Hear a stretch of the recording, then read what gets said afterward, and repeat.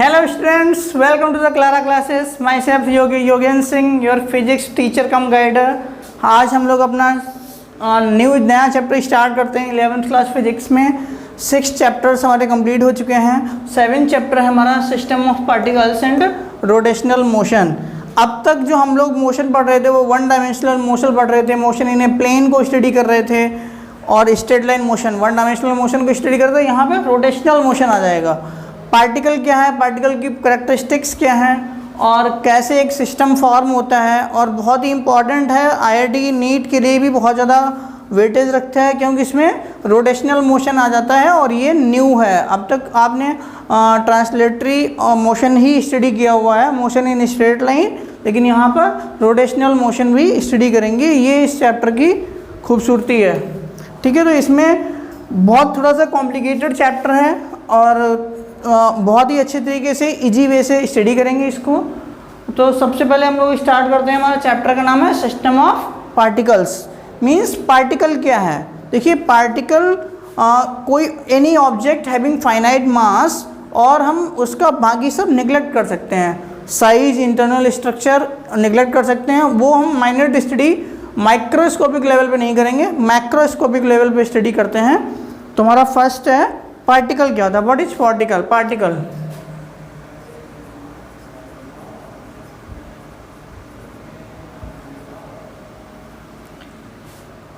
it is defined as an object. It is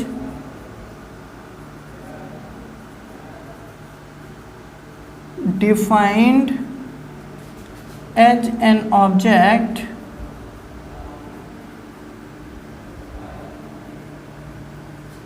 whose mass is finite. Mass finite है means something मास है, मास के basis पर ही हम centre of mass और moment of inertia को calculate करते हैं।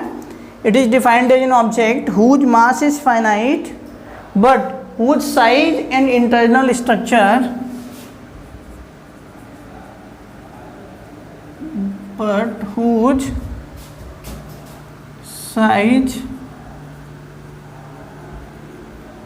and internal structure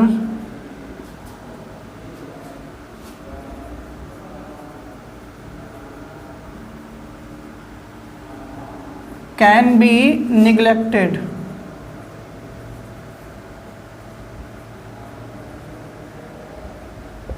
ठीक है, an object having finite mass but whose size and internal structure can be neglected. मैंने आपको पहले भी बता चुके हैं, माइक्रोस्कोपिक लेवल पे स्टडी नहीं करना है, मैक्रोस्कोपिक लेवल पे स्टडी करना है हम लोगों को। ठीक है, तो साइज और स्ट्रक्चर के बारे में यहाँ पे इतना ज़्यादा स्टडी नहीं करेंगे, सिर्फ हम मास को कंसिडर करेंगे हैविंग सम फाइनाइट मास, और उसके बेसिस पे मोमेंट ऑफ इनर्शिया और सेंटर ऑफ मास को फाइंड आउट करते हैं। ठीक है, अब हमारा देखिए सिस्टम क्या होता है।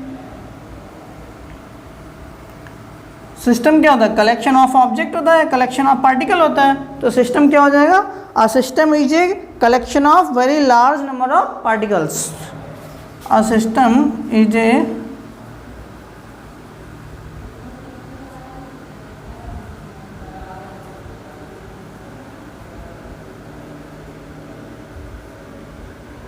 collection of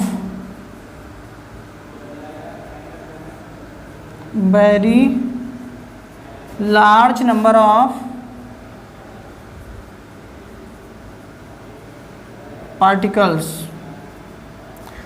A system is a collection of very large number of particles which mutually interact each other. Mutually interaction होता है particles का आपस में, which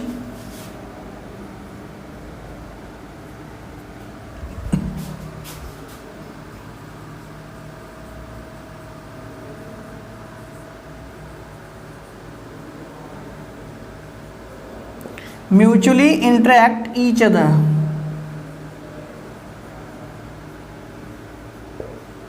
ठीक है, a system is a collection of very large number of particles which mutually interact each other. आपस में interaction होता है। अब देखिए यहाँ पे बहुत ही इंपॉर्टेंट टर्म आता है centre of mass. Centre of मास क्या होता है? ठीक है,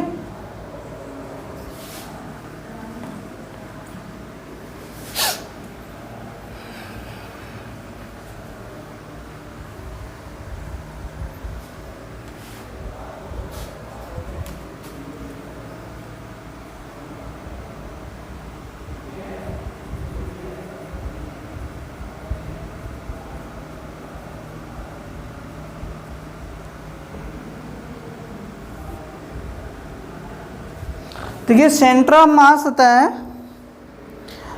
that single point which moves in the same way as a complete system is moving. मतलब कलेक्शन ऑफ पार्टिकल होता है, पार्टिकल का हर एक पार्टिकल का अपना सेंटर ऑफ मास होगा, लेकिन अगर हम सेंटर ऑफ मास ले लेते हैं किसी भी सिस्टम का, तो सारे पार्टिकल सिंगल पार्टिकल की तरह बिहेव करने लगते हैं। ठीक है, तो centre of mass it is that single point, it is that single point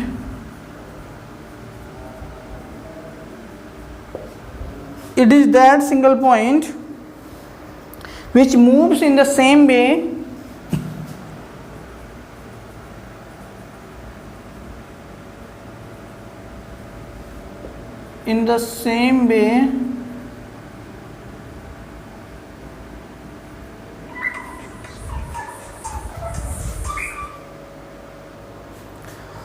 it is that single point which moves in the same way in which a single particle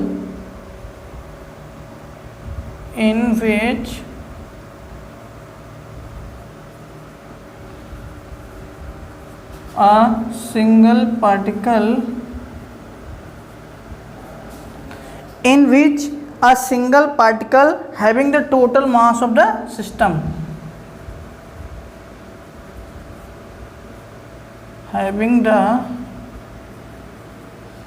total mass of the system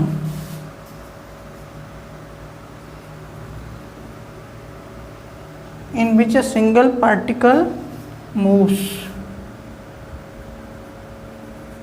देखिए means जैसे ये हमारा collection of, ये हमारा कोई particle, ये particles हैं, n number of particles हैं,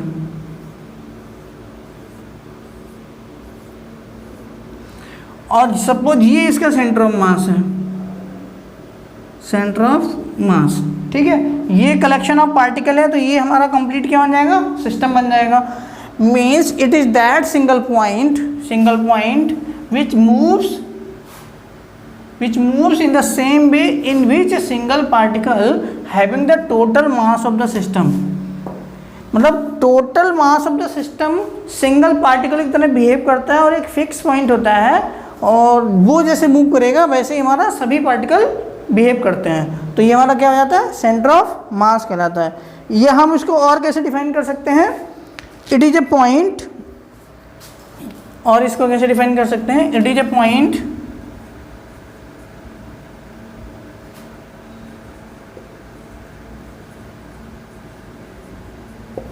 where the whole mass of the body where the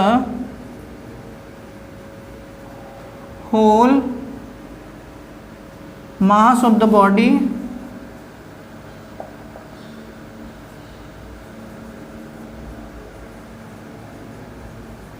it is a point where the whole mass of the body is supposed to be concentrated, is supposed to be concentrated, is supposed to be concentrated for describing its translatory motion।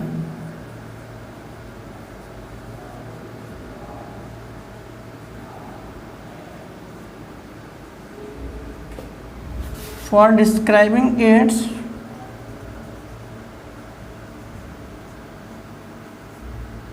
Translatory motion. Means हम centre of मास से अगर body को पकड़ के खींचते हैं तो हमारा क्या होगा, ये सिंगल पॉइंट सिंगल बॉडी की तरह बिहेव करेगा, जहाँ पे हमारा whole mass of the body is to be concentrated होगा। ठीक है, तो ये हमारा सेंटर ऑफ मास है। अब देखिए, एक टर्म होता है सेंटर ऑफ ग्रेविटी और एक टर्म होता है सेंटर ऑफ मास। तो सेंटर ऑफ मास और सेंटर ऑफ ग्रेविटी में क्या डिफरेंस है? सेंटर ऑफ मास होता है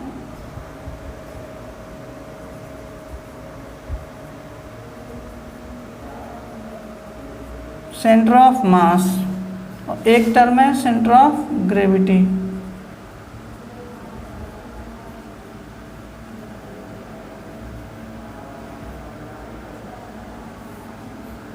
ठीक है, एक टर्म है सेंटर ऑफ मास और एक टर्म है centre of gravity.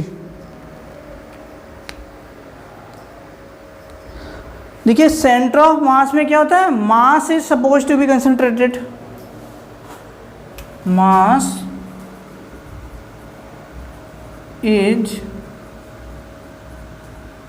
Supposed to be concentrated.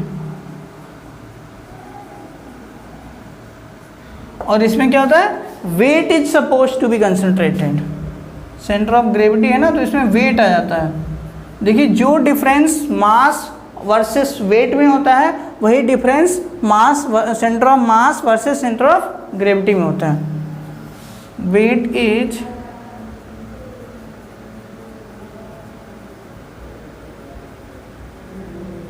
Supposed to be concentrated. ठीक है, weight is suppose to be concentrated. तो इसको हम सिंपली कैसे डिफाइन कर सकते हैं, centre of gravity is a point of which the resultant of gravitational force on all the particles of the body acts. Resultant of gravitational forces act at a point.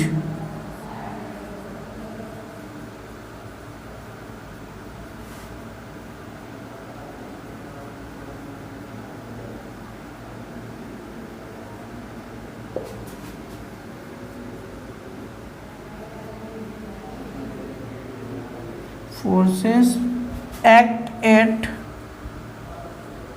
Centre of gravity, और इसका symbol होता है centre of mass CM। ठीक है, तो ये हमारा difference है सेंटर ऑफ मास और सेंटर ऑफ ग्रेविटी में। अब देखिए centre of mass of 2 particle system and centre of mass for n particle system.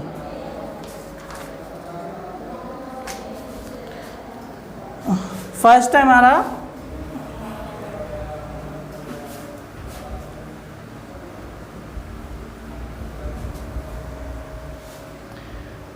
हमारा centre of mass of 2 particle system.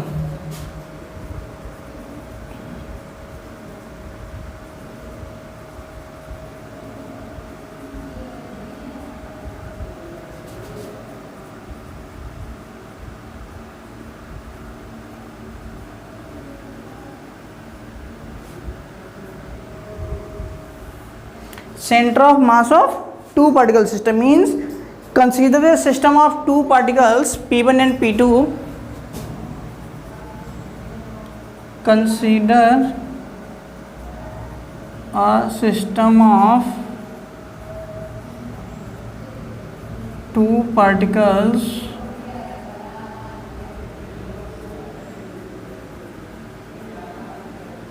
P1 and P2 of masses M1 and M2. 2 particles हैं P1 and P2 of masses M1 and M2.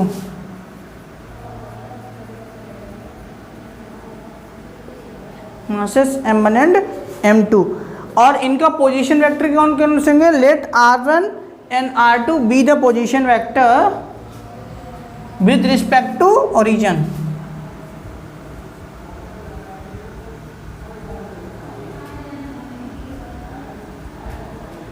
let R1 and R2 be the position vector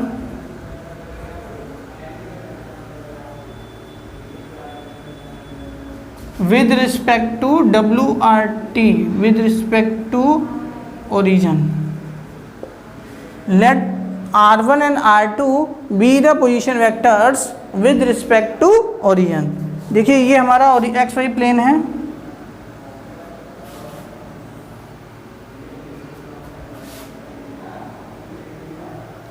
ठीक है, ये particle है हमारा P1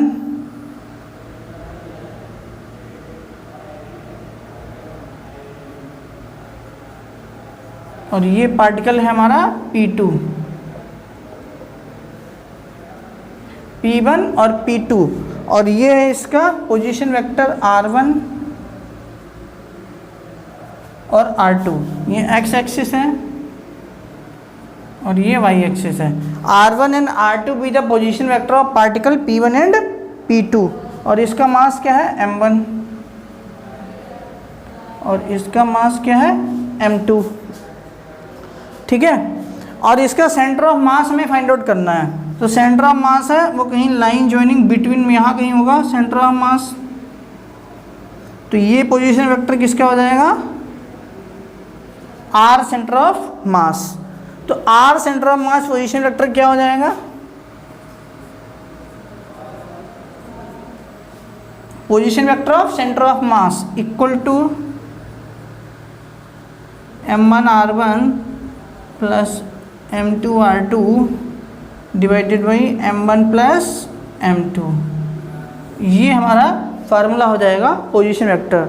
और अगर x1 y1 x2 y2 coordinate system में लेते हैं तो तब क्या हो जाएगा, x सेंटर ऑफ मास क्या हो जाएगा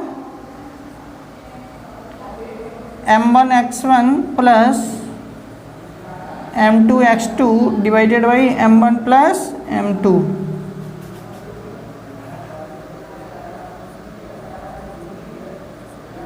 एंड y सेंटर ऑफ मास क्या हो जाएगा m1 y1 plus m2 y2 m1 y1 plus m2 y2 divided by m1 plus m2 with x centre of mass and y centre mass.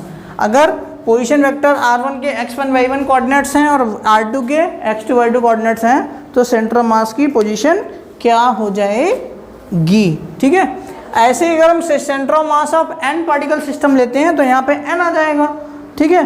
मतलब for n particles यहाँ पे देख लेते हैं,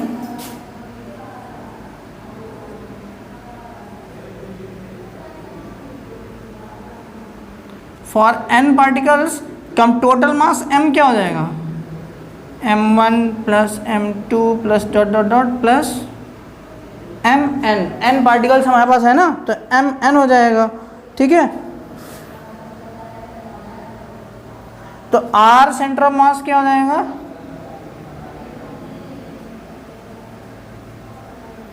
summation over mi/ri divided by total mass, summation over mi/ri m1 r1 plus m2 r2 plus mn dot dot dot mn rn divided by m, ठीक है। अगर कोई ऑब्जेक्ट या body with A continuous mass distribution है तब क्या करते हैं, object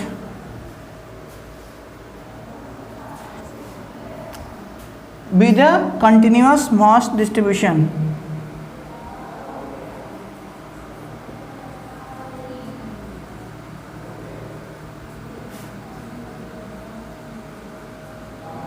with a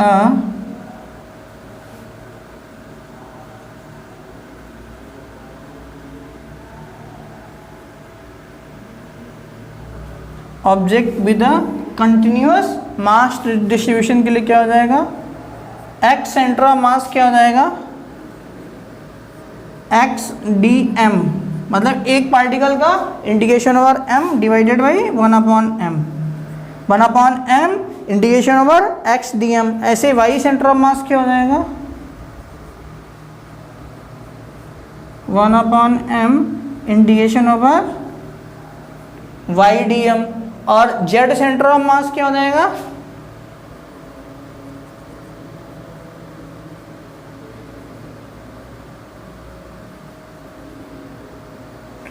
integration over Z dm, ठीक है। और यहाँ पे जनरल फॉर्म में r सेंटर ऑफ मास क्या हो जाएगा, r सेंटर ऑफ मास हो जाएगा 1/m